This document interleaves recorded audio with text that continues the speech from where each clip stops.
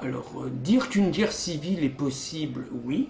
Je crois qu'il faut être aujourd'hui totalement aveugle pour en occulter comme ça en disant ça sera jamais possible en France.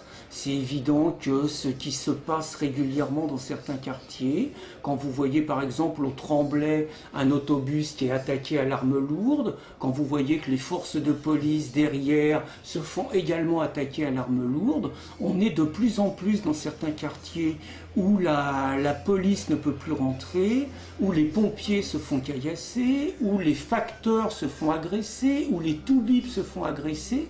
On est de plus en plus dans une logique de guerre civile à base ethnique où le blanc devient l'adversaire. Ne nous racontons pas d'histoire.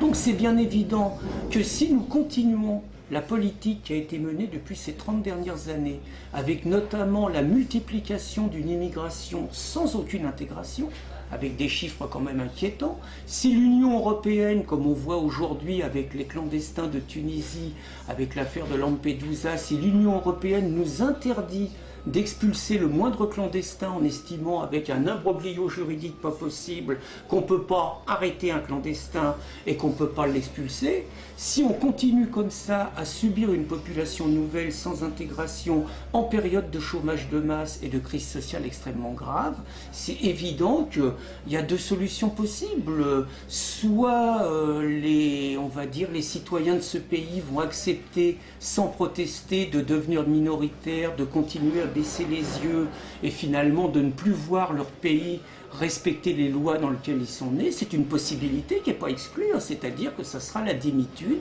Soit il va y avoir une révolte, soit il va y avoir des affrontements, et dans ces cas-là, c'est le pire des scénarios qui peut arriver, c'est effectivement une guerre civile. C'est de la responsabilité des politiques aujourd'hui, si on veut limiter, voire annuler ça, de prendre immédiatement des décisions fortes. On ne peut pas continuer à accueillir plus de 200 000 immigrés tous les ans, majoritairement issus de pays musulmans, dans une période où il n'y a pas de travail et où il y a une crise sociale. Et on ne peut pas continuer, d'autre part, à dérouler le tapis rouge à l'islam, qui rogne complètement par ses principes les valeurs républicaines et un art de vivre dans ce pays. Sinon, on crée les conditions de l'affrontement. Je considère que c'est continuer la politique qui est menée en ce moment qui amène à la guerre civile.